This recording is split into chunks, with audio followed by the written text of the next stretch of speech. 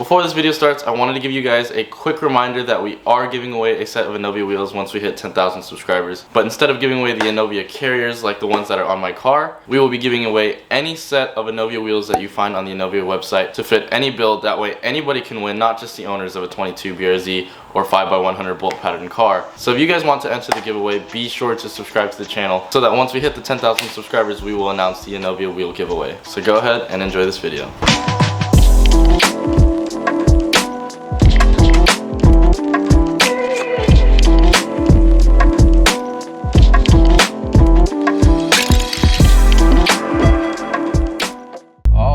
It has been quite some time since I picked up a camera.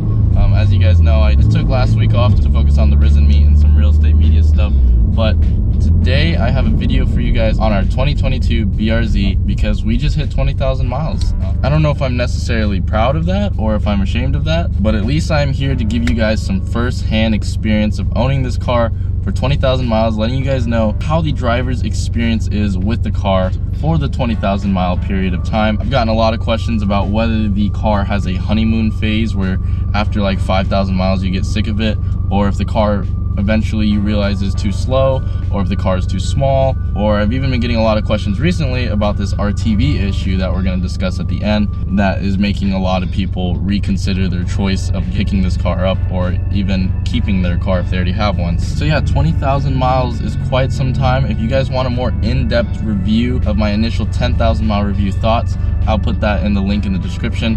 But I'll try and cover up most of those points today so that you can have it all here in one video. Essentially, 20,000 miles later, I'm gonna be honest, I still have the same thoughts that I did when I hit 10,000 miles. The car is still pretty much exactly what I wanted it to be, and it hasn't changed. Still comfortable, still driver focused, still feels like such a good driver's car that I absolutely love it.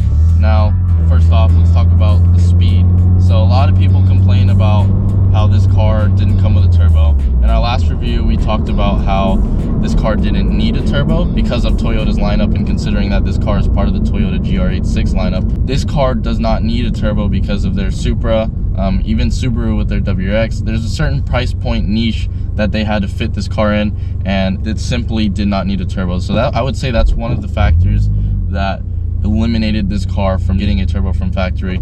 Another reason is because this car simply, in my opinion, doesn't need it from factory. They've upped the torque in this car to where it absolutely leaves the first gen in the dust torque-wise, because when you do the pull, you know, on the first gen, a lot of people are like, this needs a turbo, this needs a supercharger, there's no torque, it's straight dip. It took a while to get that 200 horsepower that it claimed it had. But this car, they upped the torque so much that it was able to beat a lot of cars that people don't expect on the street. Now on the highway, obviously it's a lost cause. It doesn't have that higher end horsepower, but on the street, this thing can compete. I've done pulls with a bunch of cars on the street and even muscle cars, and the car has been able to hold up against an unbelievable amount of them. Even in our last review of the 2022 WRX, the car was able to hold up against the 22 WRX on the street. It lost on the highway, but the fact that this car can now keep up with a WRX on the street is already mind-blowing. I definitely think that the horsepower suits the car a lot. The horsepower and torque that this car comes with, it definitely holds its ground for the chassis that it came with. The car handles beautifully.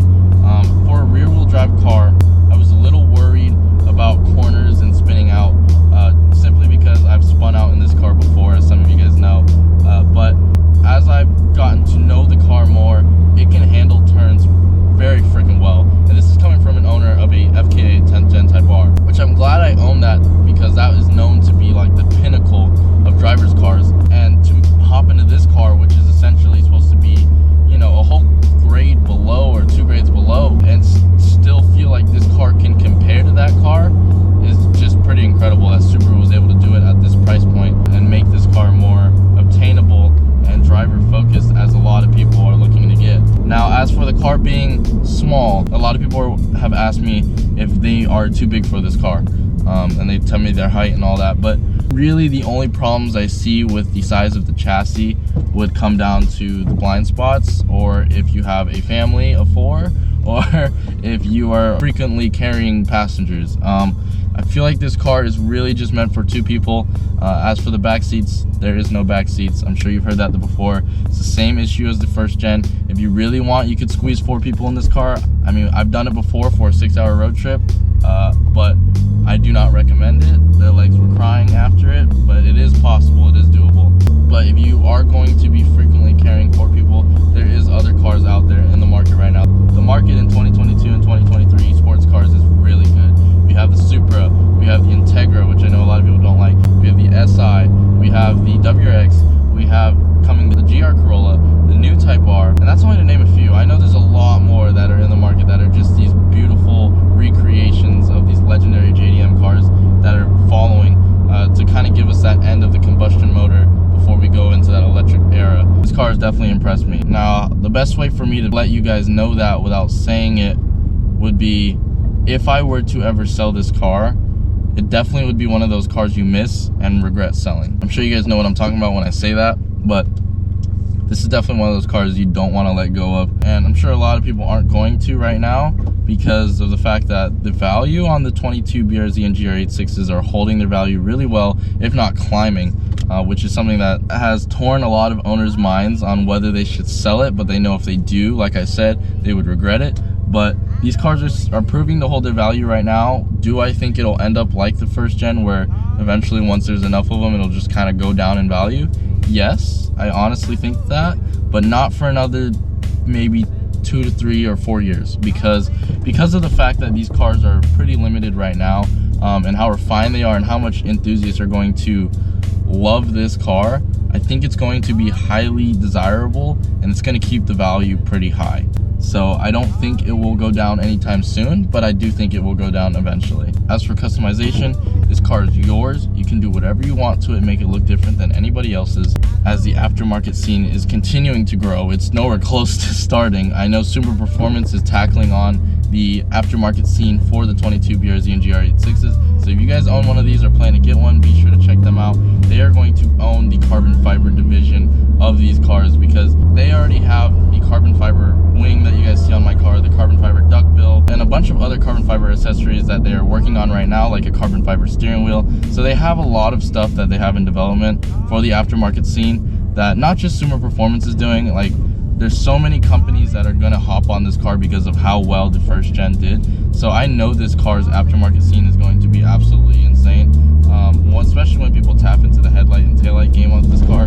I know Circuit Demon already has their own headlights for this car. I think that costs around 2 to 3K. But when it becomes more of that obtainable aftermarket scene, how the first gen did, I know that people are going to pick up on it and make this car their own really quickly. What I've done with the car because of YouTube is I've done everything I can do right off the bat. I've gotten custom Aero made for it from Infamous Aero, which they are now producing Aero for, you know, the second gen BRZ and GR86s on their website. I got a wrap right off the bat, which you can do to any new car. I got wheels from Anovia, which they have wheel specs that fit the second gen perfectly right off the bat. I've gotten the low glow, all the ricer mods you can think of. Now that the scene is growing more, I'm starting to see more parts that are going to slowly turn this car more into the luxury that it deserves to be. Like I said, that carbon fiber steering wheel that's coming out soon for this car is going to be really freaking nice. So they have a lot of things that are coming out for these cars that I really think are going to make this car in a class of its own, just in modification as they did with the first gen. Those first gen Pandem BRZs literally were in a class of their own compared to the stock BRZs. So I already know with all the wide body kits that are coming out with this car, especially one of the companies we're going to be working with for Suma coming up soon, definitely are going to take this car to a whole nother level. So I definitely will say this car will blow your mind on how fun it can be on the street or a highway just for normal driving. And I've also drifted the car. The car is a really well distributed, lightweight chassis that can swing for sure. I'm nowhere close to a pro of a drifter, definitely not even close, but it definitely is fun to swing this car, like around a little bend or turns when no one's looking. Not saying that I do any of that, of course, but and even track driving, which I want to do soon with this car, I've heard is just a straight blast because of how well the chassis is rigid and how it'll take those turns like a straight beast. I fully believe it, and I can't wait to try it. This car can enter every class that you want it to, you know what I mean? And if you guys really want that power, I know there's companies already working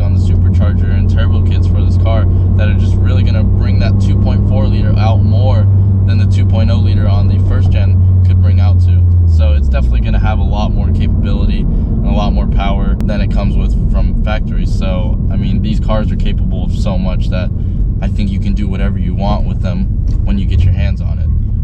Now, as for the exterior of the car has been holding up pretty well. 20,000 miles later, it's no different than any other car. I get a lot of questions about whether I'm tired of how small the car is, or if I'm already tired of how the looks of the car are. But for those of you guys that have watched my channel long enough, you guys know that I am in love with the look of this car. And I really like the way Subaru and Toyota nailed the styling points on this car. So there's definitely no complaints there. I've enjoyed every part of this build and modifying it, and just seeing how much more characteristics I can bring out of the build through modifications has just been one of the coolest processes ever, especially with the big ass Suma performance wing in the back there and our beautiful Anovia wheels, which I would say made the biggest differences on this build. You guys can't forget about the ricer wrap here. So yeah, every time I've modded this car, I fell more and more in love with it, which is probably why I'm not getting tired of this car or bored, because there's always something new to do to it, and it definitely has a lot more potential.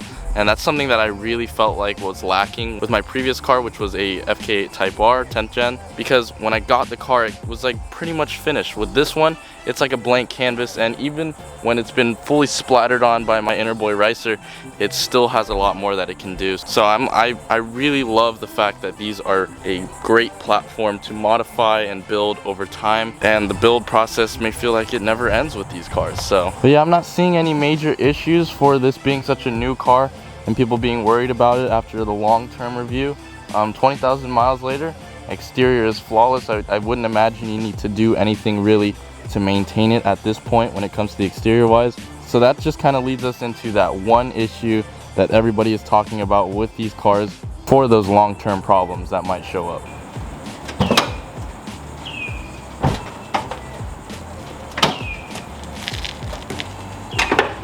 RTV seems to be an issue that a lot of people are freaking out about.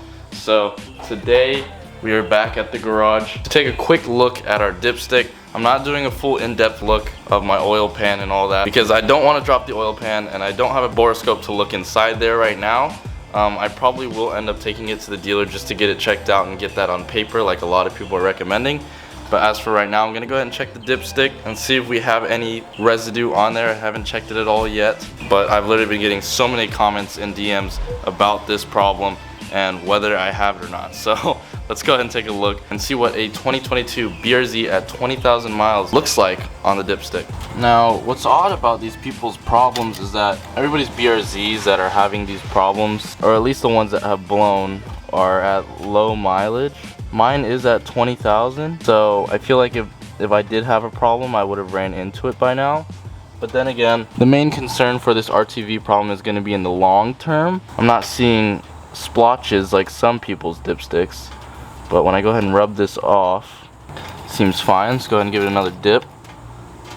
I'm honestly not seeing anything deadly concerning here. Everybody is going to tell you to run and check your dipstick, see if you have those obvious splotches on there like I just checked just now. Thankfully, I'm not really seeing anything too bad on there. I will say that is definitely far from the best way to check your whole system and see if it's okay. From my understanding, essentially RTV is going to be a silicone seal around your oil pan because Subaru and Toyota are not using gaskets anymore. This is to prevent leaks and stuff, and apparently they did a little excess silicone that is chipping off and clogging it and not allowing oil to reach the motor. As someone that has one of the higher mileage BRZs in the community right now, I've done about 4 to 5 oil changes. I change my oil filter every time. I've never cut it open to see if anything is in there. When I do my oil changes, I do them myself, and I haven't noticed anything too concerning in the oil. But then again, I've never thoroughly looked because I wasn't considering there would be a problem with such a new car. Am I worried? A little bit, yes. But at the same time, I feel like this could just be one of those things that are just blown out of proportion. Excess silicone is scary, but I do know Subaru and Toyota would take care of it if it becomes a big enough notice, and I think it is becoming a big enough notice. I think the community is freaking out about it, so they're probably gonna end up doing a recall on it. But to my knowledge, my car seems to be doing well so far. I haven't seen any issues, and I've driven my car, I don't want to say hard, you know, especially after what happened to that guy that drifted his, but I've definitely driven my car, if you get what I'm saying. So maybe I got lucky, but I don't want to knock on wood and tomorrow my car ends up knocking. As of right now, at 20,000 miles, I'm not seeing any issues. Dipstick looked okay. I do recommend, if you guys are worried about this issue, to go to a dealer, get that inspected, and if not, buy a borescope. Lift your car up on your next oil change, stick it in there, look around, make sure you're not seeing any excess oil. Check your oil when you do your oil changes. But all I know is do not drop your oil pan, because they say if you do, then you can end up voiding your warranty. So that's one reason I'm not going to do that. But I'd rather get the car checked by Subaru. That is pretty much my overall 20,000 mile review impression of the car. I've had absolutely no problems and just pure joy from this car, and it has made me smile every time I drive it. So I could not complain about it. As long as it doesn't do me dirty anytime soon, I will not be complaining about this platform at all. The BRZ and GR86 is such a refined platform that I feel like the way it drives and handles and the torque that they added to these cars this year is just phenomenal. So I couldn't be upset with it. And yeah, I'm sorry for not being as consistent with my uploads right now. I have been stepping back a little bit from YouTube to focus on my real estate photography and videography business. I'm hoping if I can get that to a point where it's making enough money, I can quit Discount Tire so I can give more time to YouTube and my real estate media business. But I know I've been slacking a lot on the channel lately. Luckily, I've been still planning things in the background. We got big plans coming forth. Risen's been doing really well, and I'm hoping to do some things to the 350Z soon. The AC compressor just went out on that car. It hasn't been too fun, but it's just sitting there right now, and we will be cracking on BRZ videos again soon and getting in preparation for SEMA this year. So hopefully I can start notching up my real estate media work a little bit more so I can quit Discount Tire and give you guys some more attention. But that is all I have for you guys today. I know it's a little bit of a short video. I just really wanted to address that RTV issue that everyone is talking about. Sorry I couldn't go more into depth with you guys, but as my standpoint, I'm not worried about it right now. This is probably gonna bite me in the ass later, but I will go get it checked out and see what is going on there. 20,000 miles, no problems. That's all I can tell you guys right now. So thank you guys so much for watching. Be sure to like, comment, and subscribe. And don't forget to never stop dreaming.